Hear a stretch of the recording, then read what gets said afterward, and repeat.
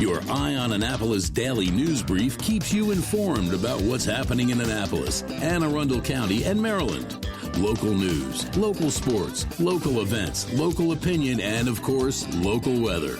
Your Eye on Annapolis daily news brief starts now. Good morning. It's Tuesday, November 18th, 2025. This is John Frenaye, and this is your Eye on Annapolis daily news brief presented by Annapolis Subaru and the SPCA of Anne Arundel County.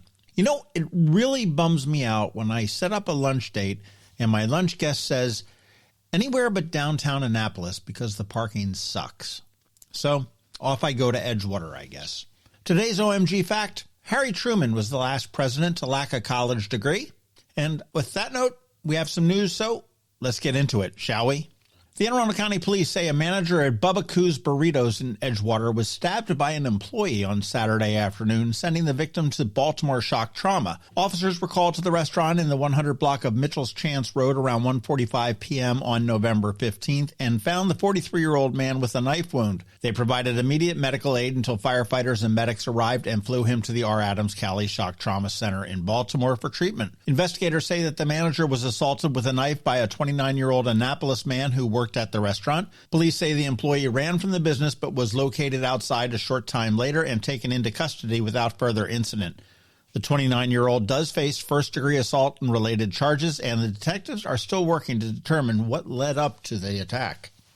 Following up on a story we brought you yesterday, in Pasadena, a Long Point community is grieving after a married couple was found shot to death inside their home on Sunday afternoon. Anne Arundel County Police say a 61-year-old man from Nottingham has been arrested and charged in connection with the double homicide. Officers responded around 1:55 p.m. on November 16th to the 1700 block of Twickenham Road after a 911 caller reported a shooting inside the house. They found 56-year-old William Hayes and 54-year-old Jenna Hayes with gunshot wounds. Both were pronounced deceased at the scene. Police say information from that 911 call helped them quickly identify a suspect who later led officers on a roughly 7-minute pursuit along I-97 before being stopped near Quarterfield Road exit with the use of license plate scanners and the RTIC, which is the Real-Time Information Center program. Both the suspect and an officer suffered minor injuries during the arrest. Investigators do believe that the shooting was targeted and not random, and they say that the suspect had both a personal and business relationship with the victims. Police Chief Amal Awad says that Long Point is a quiet, close-knit waterfront neighborhood and said it was important to let residents know an arrest had been made so they could rest a bit while the investigation continues.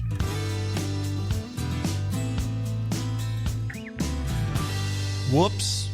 Maryland officials now say that the price tag to rebuild Baltimore's Francis Scott Key Bridge has more than doubled, and the project will take much longer than first projected.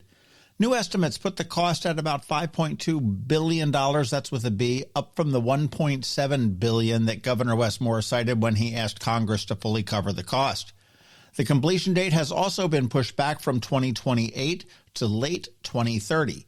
Now, the Maryland Transportation Authority is expected to vote on November 25th on the updated cost and schedule, and state officials have said that higher costs are tied to safety upgrades, including stronger pier protection and longer main span to improve vessel protection and navigational clearance under the federal standards, as well as higher prices for materials. The bridge collapsed back in March of 24 after the container ship Dolly lost power and struck a support, killing 6 workers and shutting down the port of Baltimore. Congress later approved 100% federal funding for the rebuild, a move some Republican lawmakers have questioned. Governor Moore said in a statement that, quote, elevated costs have resulted from federal design and resilience standards, not discretionary state choices. We remain committed to rebuilding as safely, quickly, and efficiently as possible, and we continue to move forward in our efforts to pursue litigation against those responsible so taxpayers aren't on the hook, unquote. Somehow, I think we may be on that hook, at least to some degree.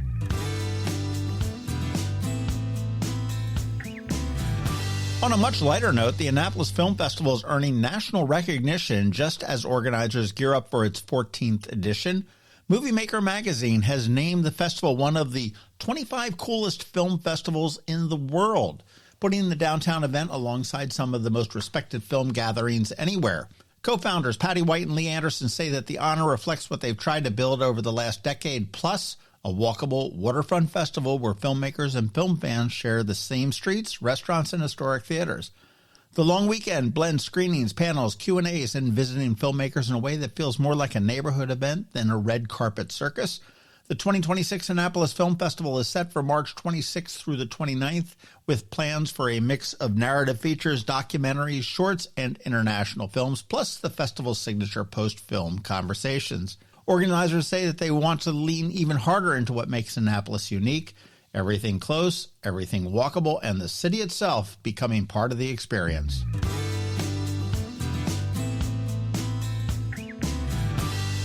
Well, as we start to close, today is Ticket Tuesday, and I am fresh out of Rams Head On Stage tickets today, but you should definitely check out ramsheadonstage.com for all of the great shows coming up.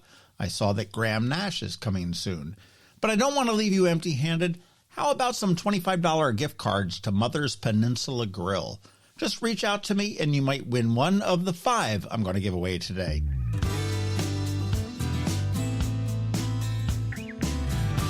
All right, that is a wrap. But first, a quick thank you to you for listening and sharing and letting all your friends and colleagues know about us, and to our sponsors for the Daily News Brief, Annapolis Subaru, the SPCA of Anne Arundel County, Hospice of the Chesapeake, and Mac Medics. Now chill out, we have George Young in your local Anne Arundel County weather coming right up in about a minute, so hang tight. Have you ever had to wait to get an appointment at the Apple Store? Skip the wait and the line at the mall by visiting Mac Medics in Severna Park, where appointments are not necessary. Mac Medics is an Apple authorized premium service provider. Mac Medics services all Apple devices, including broken iPhone screens and batteries, and all without an appointment. Most iPhone repairs are complete the same day and usually within a few hours. Mac Medics is also an Apple authorized reseller and sell Apple products at the same price as the Apple Store. Visit Mac Medics in Severna Park or Lanham for Apple authorized sales and service, and shop local. Don't wait for help. Call Mac Medics at 410-757-MAX. which is 410-757-6227. It's 410-757-6227. Or visit them online at macmedics.com. Next up, we're diving into today's Eye on Annapolis weather forecast. From sunny skies over the bay to storm warnings that could impact your plans, we've got the details to keep you ahead of the curve. Stay tuned. It's all coming your way in just a moment.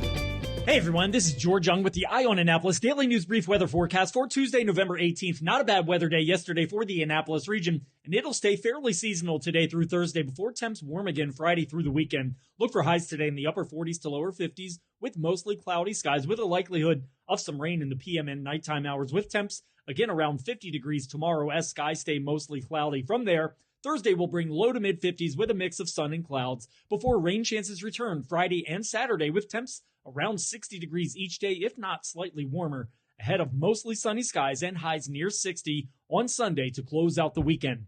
Okay, that's it for today. This is George Young for Eye on Annapolis Weather. Make it a great day out there today. Stay healthy and be safe, and be sure to visit eyeonannapolis.net/weather for the latest conditions and forecast information for the Annapolis region, so you can always stay weather informed.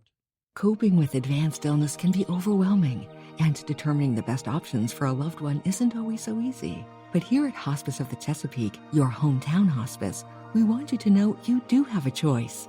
You can choose exactly who provides the care and the type of care you receive, and it's your decision when and where your loved one receives that care. We have served our community, family, and friends for over 40 years. We are there when you need us. Learn how we can help at hospicechesapeake.org. Looking for a holiday tradition that doesn't require bundling everybody out of the car? Pile the family, friends, and even the dog into the car and head to Lights on the Bay at Sandy Point State Park. From November 23rd through January 1st, the Chesapeake Bay shoreline turns into a 2-mile drive through Wonderland with more than 70 sparkling light displays and a scavenger hunt to keep the kids busy between wows. It's open every night, including holidays, so you can make it your go-to plan after dinner, after shopping, or after you finally untangle those lights at home. Best of all, every ticket benefits the SPCA of Anne Arundel County, helping care for animals in need all year long. Skip the wait at the gate. Get your tickets in advance at lightsonthebaymd.org. That's lightsonthebaymd.org.